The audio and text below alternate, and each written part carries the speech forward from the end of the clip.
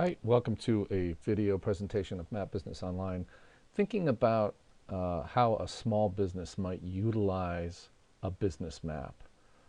So we're going to go in here to the Cornish, Maine area, which is where I live.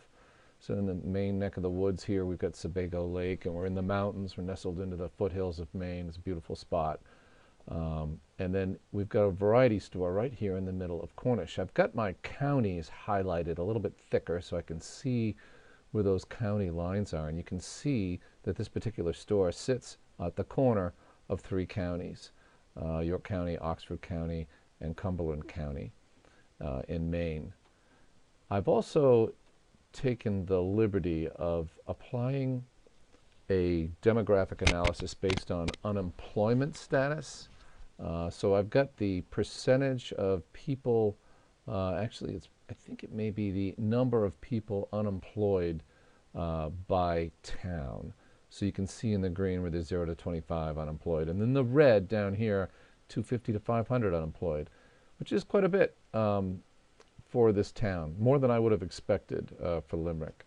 And so you've got the ability to kind of look around at your demographic, which this circle represents 10 miles in terms of a demographic.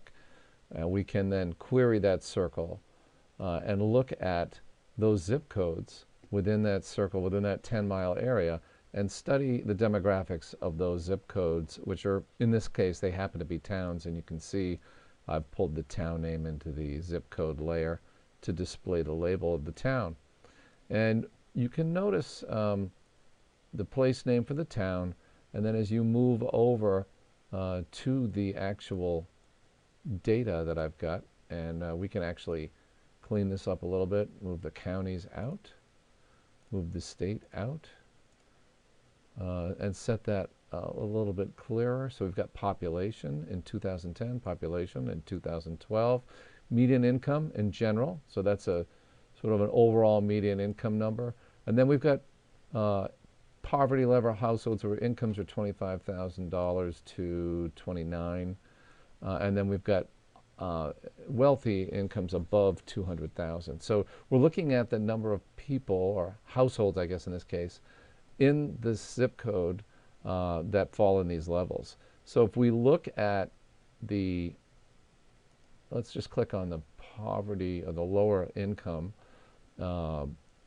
and rank it from low to high, and you'll see that the town of Leamington, which has a growth year over year, so we've gone from 3,687 people to 3,700, has a median income a little bit less than 60,000, but it's got 123 families that are in that 25,000 to 29 bracket, and it's got 23 families that are in that higher income bracket.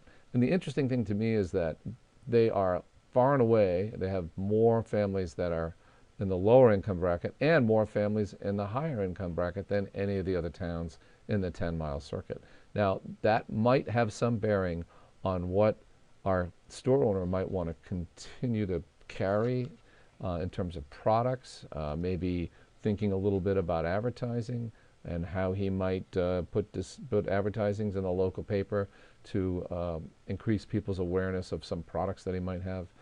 So these are things that, from a strategic planning perspective, might have impact on where his business goes over the next few years.